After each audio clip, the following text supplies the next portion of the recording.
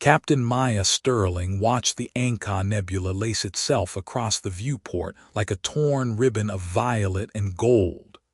Her ship, the Endeavor's Promise, was not a destroyer or a cruiser but a wandering university. Biologists arguing in the mess with mineralogists, teachers shepherding children through zero-G corridors, a sculptor welding a comet-born alloy into an impossible spiral. Humanity had gone to the stars and, in a rare feat, chosen not to bring its oldest mistake along.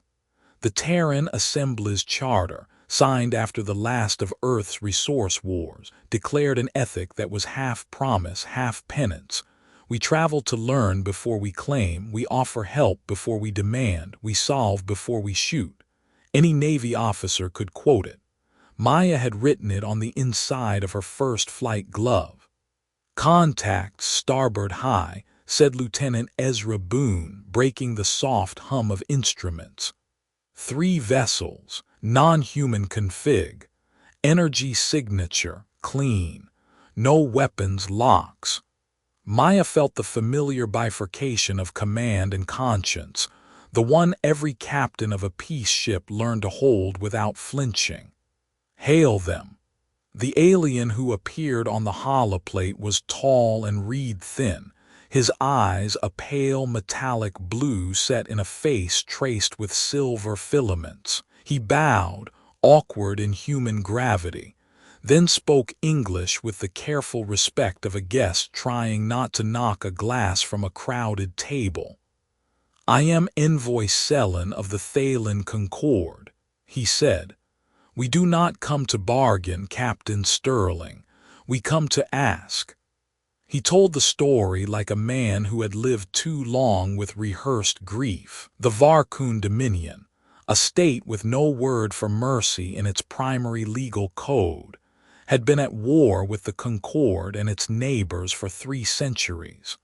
The Varkun did not simply conquer, they harvested.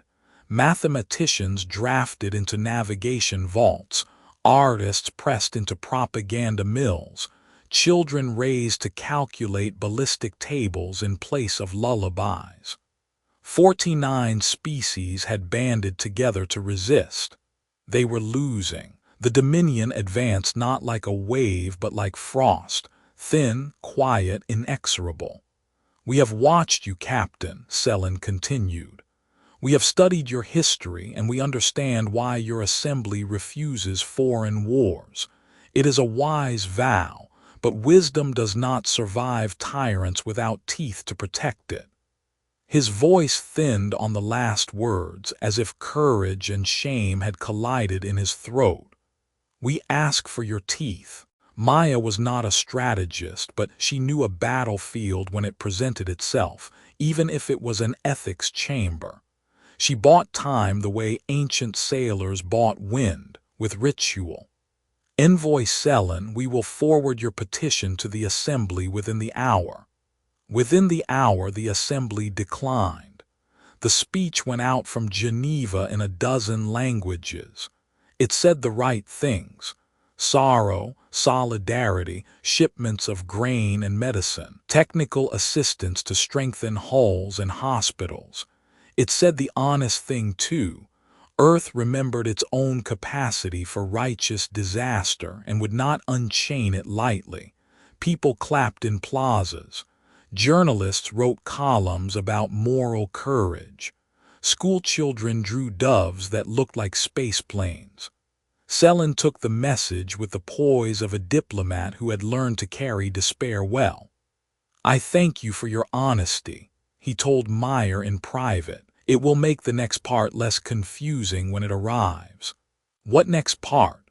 He looked past her at the viewport, where stars pretended to be harmless. A predator does not forget a species that says no to fear. It remembers for sport. Maya slept badly that night. In a dream that felt like memory, she walked through the Museum of the 20th Century in Philadelphia, past the rusted fragments of ships pulled from a harbor named for a pearl. The placard did not say never again. It said something more demanding, never asleep. At morning watch, the Endeavor's Promise resumed her survey arc through the Anka Reach, trailing sensor drones like dandelion seeds. Children learned fractions by counting moons on a brown gas giant. A violinist rehearsed a Bach partita in a cargo bay tuned by accident to cathedral acoustics. Far away, light crawled toward them from a message the assembly had already sent. Far closer, a different kind of light, the quick, hard needle of an FTL wake scratched itself into the dark. Boone didn't have to say it. The tactical overlay painted three long shapes, lean as knives, faceted like beetles, ghosting the edge of Luna space. Not here, not at Anka. Home. The human word for that feeling is foreboding. Selen's people had a better one that did not translate. It meant the shadow your principles cast when someone brings a torch. Maya stared at the returns a heartbeat too long, then moved. Plot a priority return. Burn hard. Alert Luna coordination, we have unregistered entries on the board. Luna coordination did not answer in time to say hurry. The Luna arcology shone like a paper lantern just beyond the Terminator, a curve of light against velvet black. Administrator Rajesh Patel believed in two things: that the safest place in the solar system to raise a child was a station that required a checklist to open a window, and that the difference between civilization and comfort was a teacher with a library card. He had come from Mumbai with his wife and twins to run the arcology school, and, because bureaucracy is the oldest joke, the water recycling plant.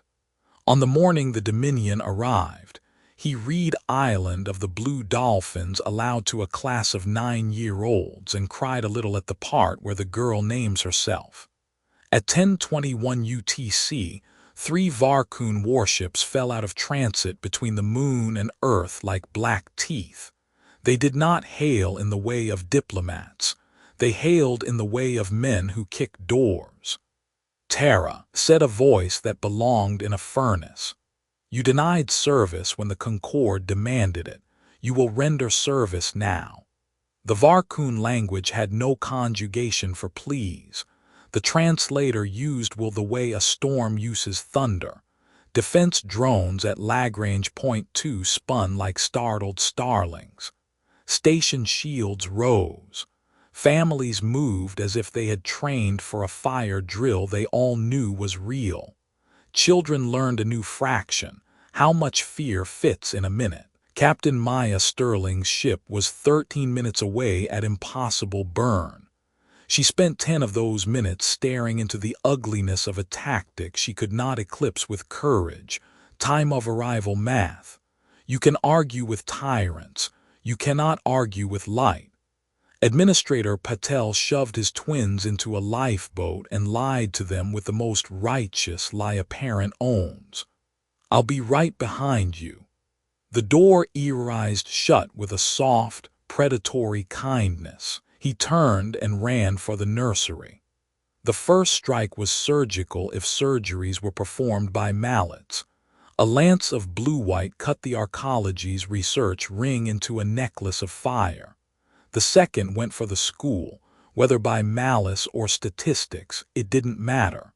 On a surveillance feed, a teacher named Louisa Morales pushed 2 children through a hatch and held it shut with her body while the pressure alarms screamed and then stopped. In the Endeavor's Promise CIC, Boone whispered the thing officers are trained never to whisper: "We won't make it." Maya did not answer. There are moments when leadership is not a sentence but a face that refuses to become a mirror for despair. She watched the second lance. She breathed when it hit. She breathed again. The Varkun fired a third time because patterns are the comfort of both artists and killers. This one gutted the habitat farms.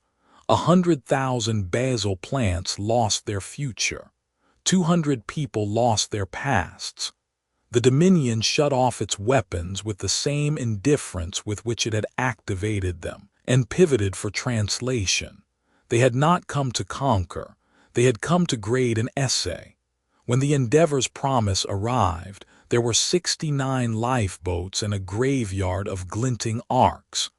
Maya donned a suit and went out anyway, because there are dead you have to account for with your own hands. She clipped a tether to a twisted strut and pulled herself into a classroom where the paint still smelled like new plans. On the whiteboard, in a spiderweb of handwriting not yet steadied by puberty, someone had written gratitude journal, and beneath it, Earthrise, mango ice cream, dad's dumb jokes. The human heart is an unreliable engineer, but at rage it almost always meets spec. The message that went back to Geneva was not a proof or an argument. It was a list of names and ages. It was a count of lifeboats. It was a teacher's body in a doorway and a parent's promises in a vacuum. It was the heavy arithmetic of grief salted with the lighter math of survival. And it arrived with footage that no speechwriter could sanitize without lying to something sacred. President Elena Brooks walked into the assembly chamber that night to a silence that contained more power than applause. She had been elected on a platform of climate repair and equitable trade routes to the belt. She had given speeches about mutual aid compacts with Jovian habitats. No one had asked her to sign an order that would move boneyards into other people's skies. You chose peace, she told the Dominion on a broadcast that found its way into 1,000 languages and 1,000,000 kitchens. She did not raise her voice. We honored that choice for as long as you allowed it. You have shown us what value you place on peace. We will now show you what value we place on our children. In every city, candles multiplied. On cargo docks, longshoremen who had learned to hate rifles handed them to soldiers like fathers sending daughters to college. Pride, fear, 1,000 unarticulated prayers. Professors opened archives not of poetry, but of logistics. At Annapolis and Colorado Springs, old instructors with scar tissue hearts pulled boxes from closets and taught a generation that believed it would never need them the geometry of encirclement and the calculus of supply lines. A historian on a late-night stream tried to say what was happening without burying it in references. We are not the first people to be punished for refusing a fight, she said, but we might be the first with the receipts of all previous mistakes in crystal-clear high definition. Within 72 hours, the Assembly authorized activation of Project Atlas. The name was older than the secrecy around it, older even than the fear that had made barters and budgets for it possible. It suggested shoulders and burdens and a sky that would not hold itself. Atlas did not deliver an armada. It delivered a doctrine, precision before fury, information before fire, civilians before victory, law before revenge. It delivered, too, the hardware that would make that doctrine credible. 12 black-hulled ships whose heat signatures vanished like good intentions in a storm. A tangle of sensor nets that could taste a freighter's fear across a light year. Marine units trained to fight in both vacuum and law courts. On the mess decks, someone stenciled a sentence on the bulkhead over the coffee urns. We came in peace. We remember how. The Endeavor's promise rotated her insignia plates, ceremony as old as navies, revealing the crest that had been welded beneath the mission patch for years like a secret coin under a threshold. Explorer first, yes, but not only. Maya watched it with a grimness that had nothing of celebration in it. We will not become what hurt us, she said to Boone as the crew took their places. Every time we are tempted, we will remember a classroom door. Boone nodded. There is a particular way a sailor says "I" when he is, for the first time, asking his own soul for permission. War is a test that punishes the curriculum, said Admiral Hector Liang the day he took command of Task Force Lantern. He had a professor's habit of putting chalk to a board even when a hollow-all could have painted the galaxy in a richer palette. On the board, he drew a triangle and labeled the points supply, morale, legitimacy. You can win 2 and still lose the war. You can lose 1 and still save a civilization. He was not there to give philosophy, though he believed in smuggling it into briefings like vitamins into soup. He was there to produce outcomes that made speeches unnecessary. The first outcome would be a simple kind of mercy, starving the Dominion's fleets without starving the people it held. Humanity did not invent the idea that amateurs talk tactics while professionals talk logistics, but it had minted more coin with that face on it than most. The Atlas analysts put up maps of trade routes like a cardiologist showing narrowed arteries. Varkun convoys moved on schedules carved by arrogance, predictable, overconfident, abusive to everyone involved. They trusted fear to keep auditors lazy and captains obedient. Liang's officers smiled the way mathematicians smile at a solvable proof. On the eve of their first strike, President Brooks sat with Liang and Maya Sterling in a small room with an ugly carpet in the secure wing beneath the assembly. She listened more than she spoke. Leaders who plan to ask other people's children to die should do at least that much. Our rules of engagement will be as strict as our aim, Liang said. No first fire on civilian hulls. Priority is interdiction and capture of military escorts, seizure of cargoes, liberation of conscripted crews. Marines go in with cameras on and medics forward. If we pull this off, the worst mistake the Dominion ever made will be forcing us to apply a century of human study to their ancient cruelties. Meyer added what was not on any slide. We will not break ourselves to break them. Brooks nodded and told a story no camera recorded, of her grandmother, a nurse in a city that burned and then rebuilt, of the day she learned that forgiveness has nothing to do with permitting harm and everything to do with refusing to replicate it. If we must become wolves, she said, we will be the kind that guard the village. Task Force Lantern's first operation went into the books because historians prefer beginnings they can circle in red pencil. In truth, it was the 5th probe and the first to offer a camera-ready ending. The Shadow Play and Kestrel, 2 frigates that did not show up on anyone's instruments until they wanted to, drifted dead in space near an asteroid field at Baroness 7. A Dominion convoy arrived on the dot like a bureaucrat. 3 escorts, 6 cargo hulks, 1 comms tender humming about as cleverly as a child whistling to prove she is not afraid. Execute, Liang said, and a battle unfolded that did not look like one. The escorts lost engines before their crews finished the first curse. Marines cut their way into the cargo hulls with tools that doubled as surgical instruments. The comms tender tried to scream and found itself singing a lullaby. A human virus had swapped its distress macro for a children's song about washing hands. Someone captured the audio and set it to a beat that would later fill dance floors in cities that needed to celebrate things that were not funerals. The prize was not grain or munitions.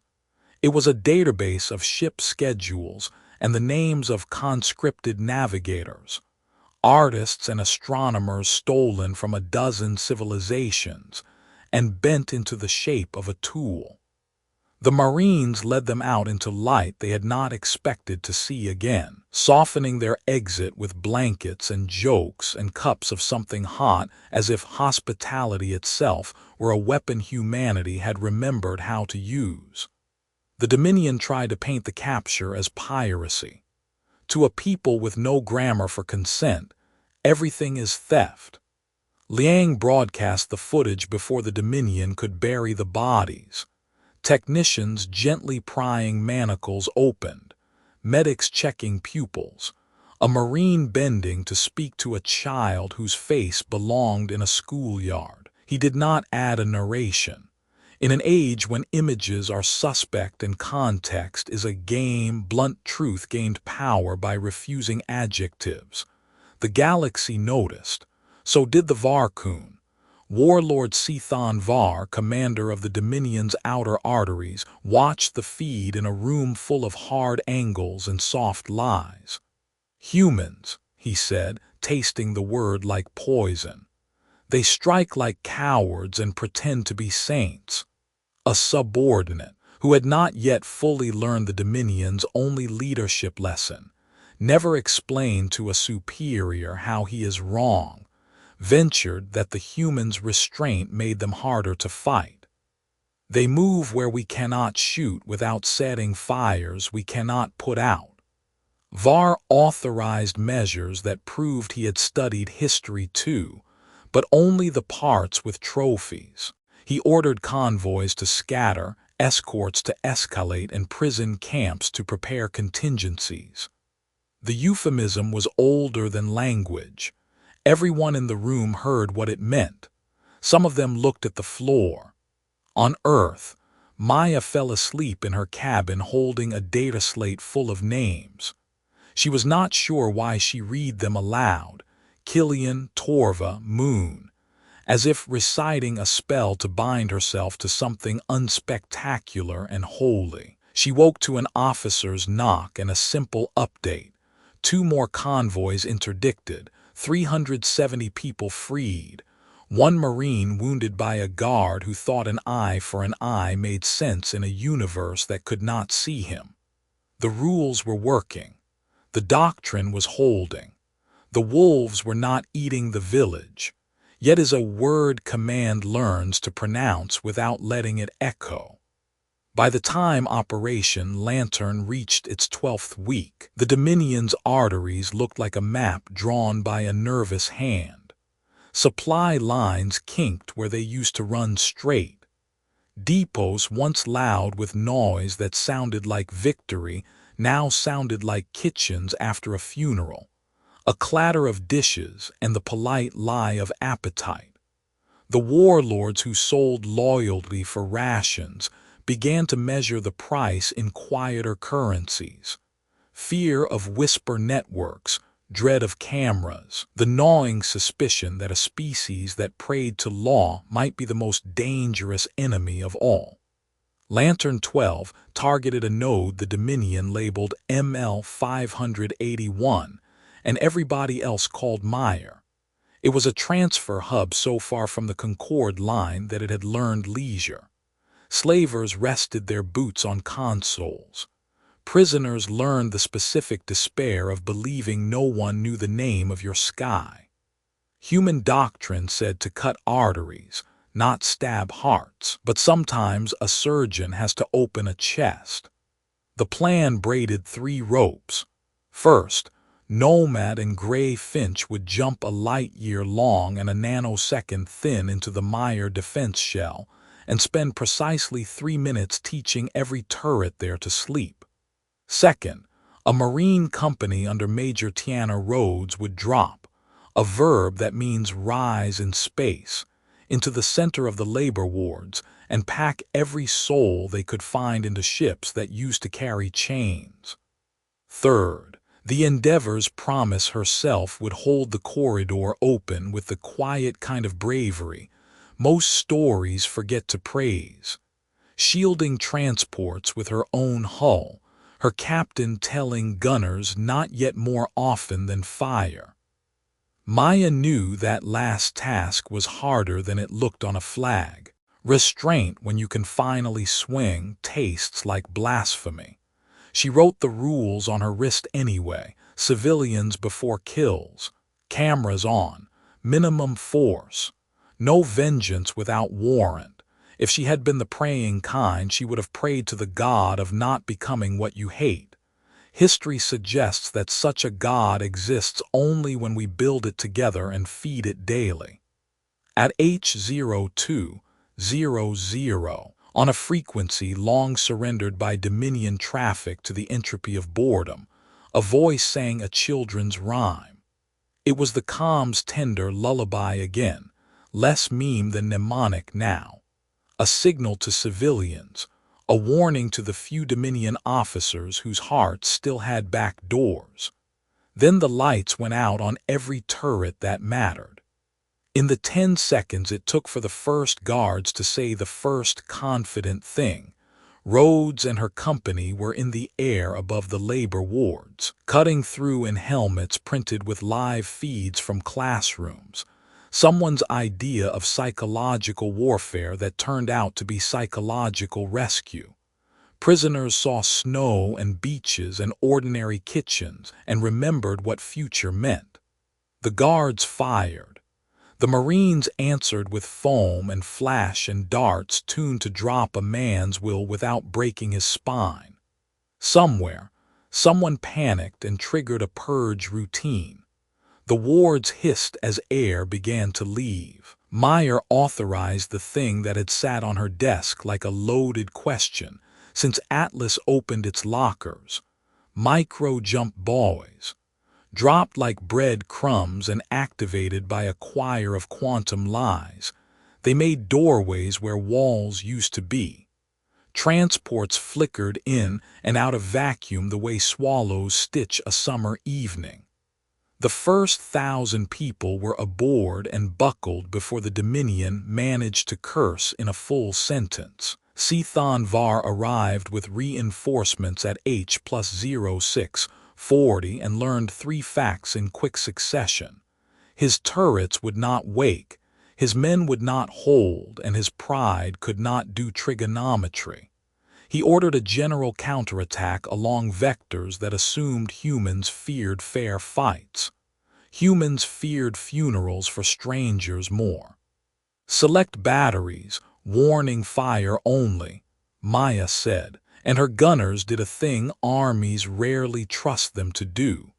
Shoot to guide, not to kill, pushing Dominion craft off approach lanes with slugs that kissed their hulls like scoldings. One young gunner whispered sorry into her mic every time she fired. Later she would learn to stop apologizing and start explaining.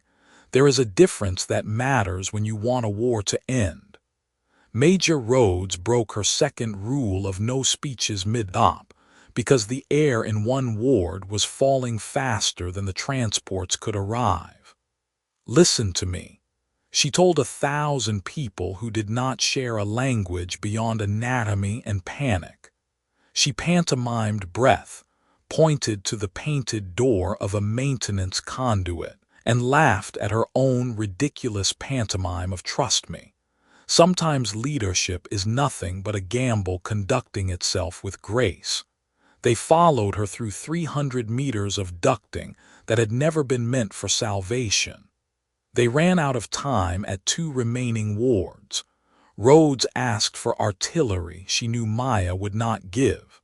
Maya did not give it and took onto her own ledger the names of the people they did not reach. They evacuated 15,000 souls. They missed 300.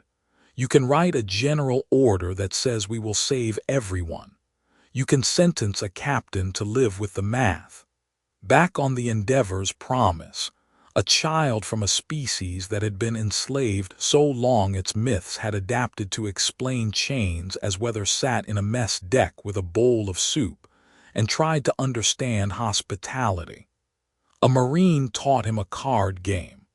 A nurse plucked a lullaby on a guitar tuned poorly because someone had used it as a wrench. Maya walked through the rows and forced herself to make eye contact, To be seen by people any other admiral would only have counted. She paused beside a teenager whose hands were calloused in the way of someone who has learned to sort pain into bins and label it later. "What will happen to the ones still there?" he asked, and the way he said ones meant my mother, my brother, the friend who gave me her bread. "We are going back," Maya said. She did not say when. She did not say if we can. The truth sometimes needs a little theater to survive the stage. Sithan Var gave a speech that night to a room of cameras he owned and men he thought he did. "Humans are hypocrites," he said. "They call their theft mercy." The Dominion broadcast it into space like a flare. It reached Earth and burned out against a wall of footage nobody had had to stage. On a rooftop in Chicago, a grandmother who had marched against 3 different wars lit a candle for a girl she had never met, and then wrote a letter to the assembly telling them to proceed and to remember. On a fishing boat off Okinawa, a man who had forgotten what he believed about Earth government sent a month's wages to a fund that bought blankets and law clerks. In a belt habitat where water had once been more expensive than bread, a child cut a paper star and taped it to a pressure door and told it to watch over the people in the video with the card game. Atlas doctrine held. Lantern operations multiplied. The Dominion grew angrier and, in the way anger often works when it has too much power and too little imagination, crueler. Rumors leaked from camps with names that would later be memorials. Contingency plans, purge drills, words like quota and example spoken in tones administrators reserve for budgets and storms. Admiral Liang added a 4th label to his triangle, time. "It is not on anyone's side," he told his captains. "It is a resource that spoils." On the board, he drew a circle around all 4 points and labeled it justice. "If we forget this word, our victories will sour in the mouth." Maya went back to her cabin and wrote, in her own hand, on a sheet of paper she would later put under glass, "We do not kill for cleanliness. We kill for rescue. We stop killing as soon as rescue no longer requires it. We leave a record good enough to teach our grandchildren something better than pride." Outside the viewport, stars continued their ancient deception, appearing still while burning at ferocious speeds. Inside the ship, humans and the newly freed slept under blankets stamped with the assembly crest and the words protect and repair. On the Dominion flagship, a warlord stared at charts and chose a different set of words, punish and deter. 2 phrases, 2 futures. Between them, the narrow bridge a species walks when it decides that peace without courage is not peace at all. General Sithan Var stood in the Dominion's command hall, a cavern of steel lit by blood-red glyphs. Reports flickered across his consoles, each one more humiliating than the last. Convoys lost, supply depots emptied, prisoners freed. The humans had been at war for less than 6 months and had already accomplished what centuries of coalition resistance had failed to do.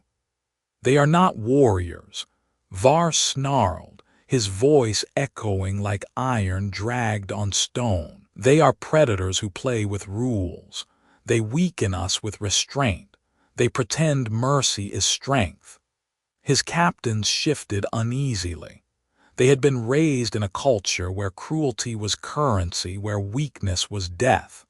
But what the humans were doing, defeating them without reveling in slaughter, confused the Dominion's sense of order. Soldiers whispered about human ghosts who appeared in camps, liberated prisoners, and vanished before guards could blink. Some even murmured that these ghosts were not soldiers at all but spirits of vengeance. Var slammed a clawed hand onto the table. "If they will not fight like us, we will force them to bleed like us. Prepare the contingencies." The contingencies had been planned for decades. In every Dominion prison camp, overseers were given sealed orders. If liberation seemed imminent, execute the prisoners. Turn hope into ash. Break the will of the liberators by forcing them to witness loss. The ultimatum arrived at Admiral Liang's fleet 2 weeks later. It came in the form of a transmission broadcast across human and coalition space. Var himself appeared, armored like a living fortress, his red eyes glowing. "Humans," he growled, "withdraw from Dominion space within 1 standard cycle, or every prisoner under our control dies. 2 million slaves, scientists, children, workers, you will carry their blood. The galaxy will know it was your mercy that killed them." On the Endeavor's promise, the crew watched the message in silence. Even the hum of life support systems seemed to dim. Major Rhodes muttered a curse under her breath. Lieutenant Boone slammed a fist against his console. Maya Sterling simply stared at the screen, her face calm but her knuckles white. Admiral Liang convened the commanders. The holotable lit up with faces worn by months of relentless campaigns. "This is desperation," Liang said. "He believes we will hesitate. He believes compassion is weakness." "Sir," Captain Elias Monroe of the Gray Finch said, "what if he's not bluffing? What if he kills them?"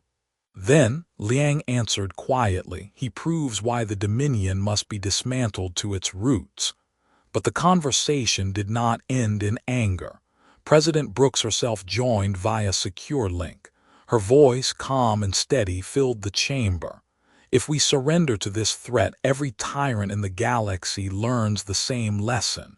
Threaten the innocent and humanity will fold. That cannot be our legacy." Still, she did not give orders lightly. She turned to Dr. Helena Cortez, Chief of Experimental Technologies. Cortez hesitated only once before speaking. "We've been testing mass quantum displacement. We believe we can teleport entire Marine battalions simultaneously to every major camp. It has never been attempted on this scale. The risks are extreme, missed jumps, molecular loss, equipment scattering. But it is our only chance to save them." Brooks looked around the chamber, then spoke the sentence history would later carve into marble. "Do it. Better we risk ourselves than abandon millions to death. If humanity's justice means anything, it must mean this." The countdown began. For 2 million souls chained in Dominion camps, time itself became the battlefield. At exactly noon by Earth Standard Time, the largest simultaneous military teleportation in galactic history began. Across Dominion space, flashes of white light split prison skies like sudden dawns. Out of them came human Marines in thousands, armor black and silver, insignia shining, rifles held steady but eyes searching not for conquest but for lives.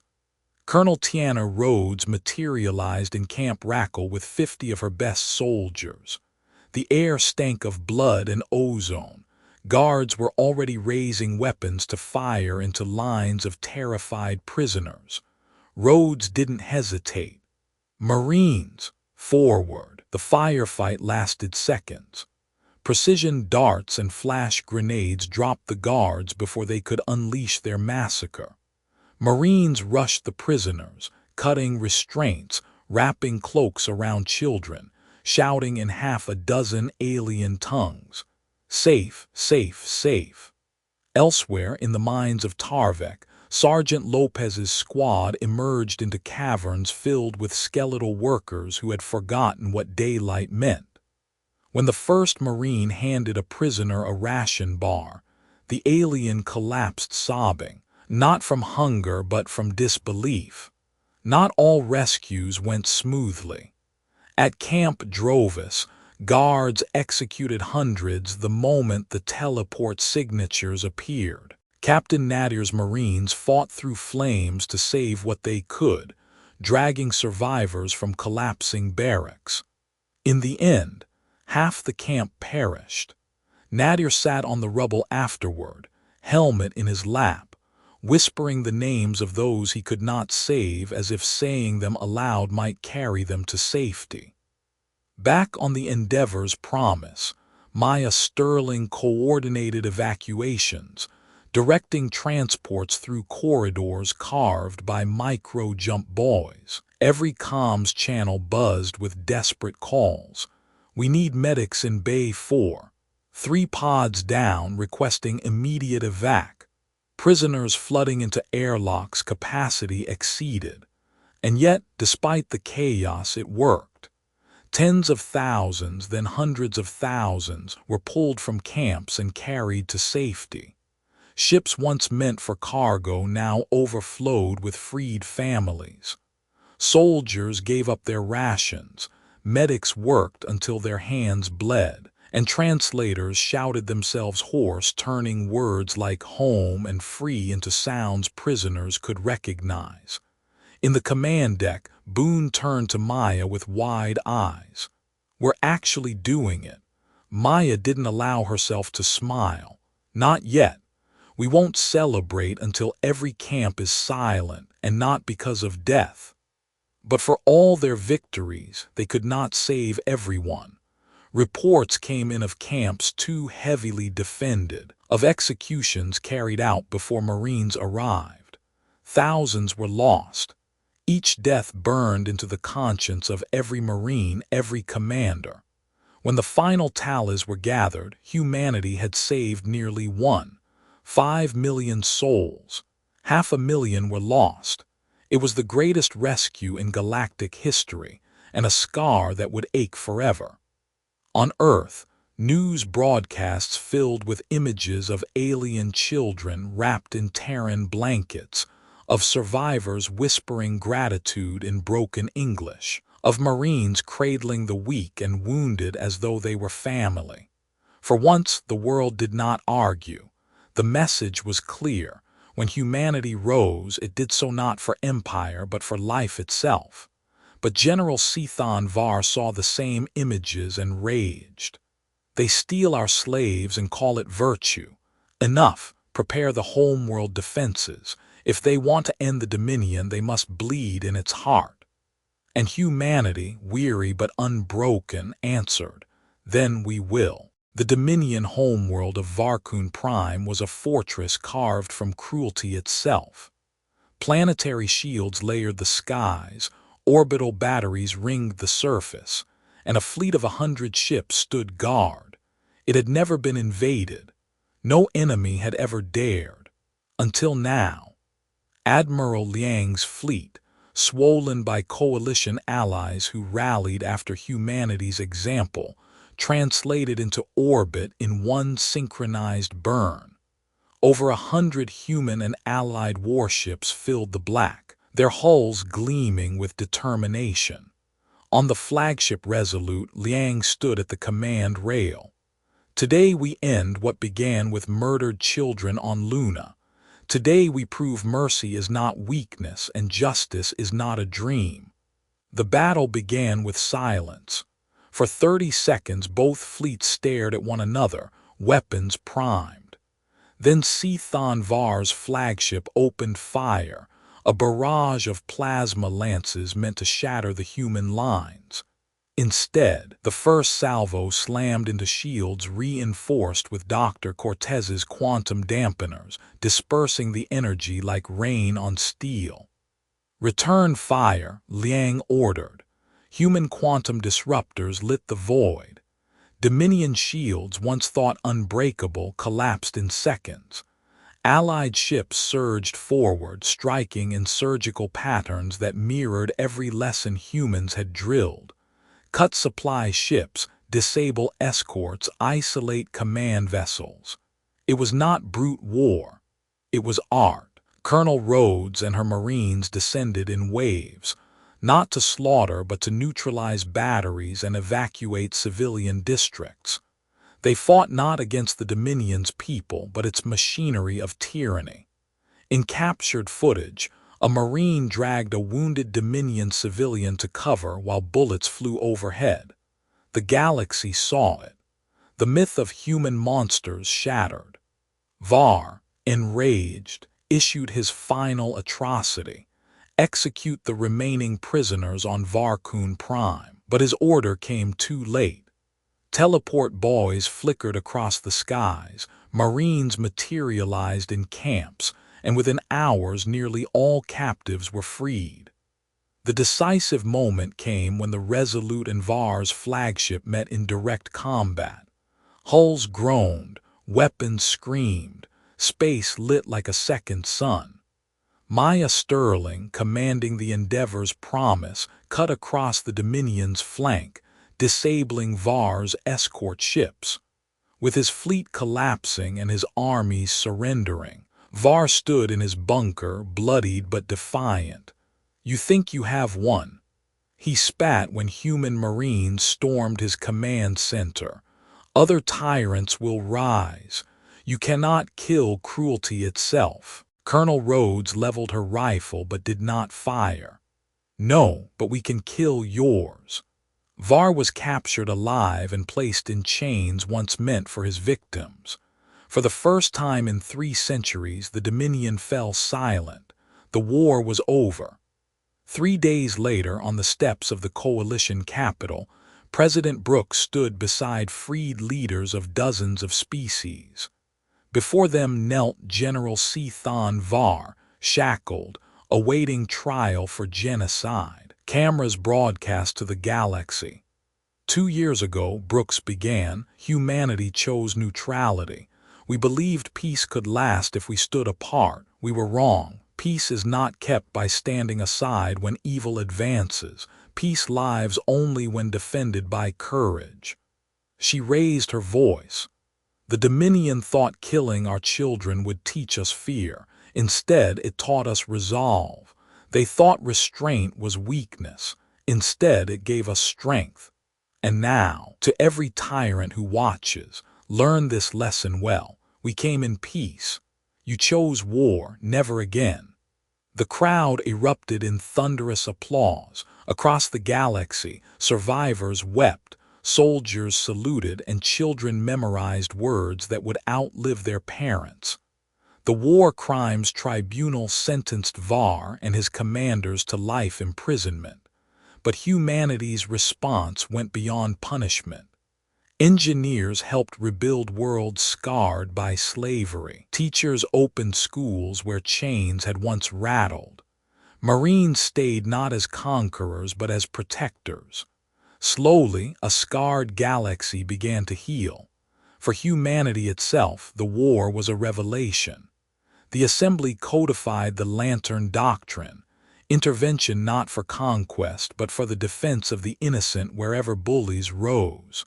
A permanent fleet, the Peace Guard, patrolled coalition space.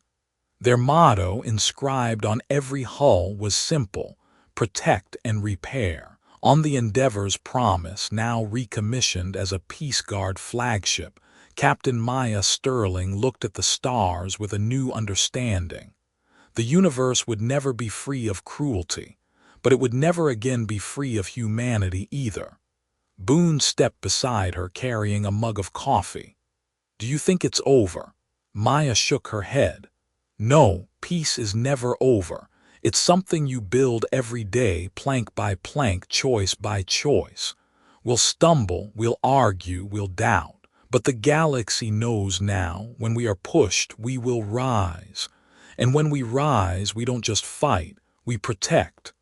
She sipped the coffee, bitter and grounding. "That's the legacy I want. Not that we were feared, but that we were trusted." The ship leapt to FTL, carrying her crew toward another distress call. Somewhere, pirates threatened a convoy. Somewhere, chains rattled again. And somewhere, a child who had been told hope was foolish now whispered it anyway.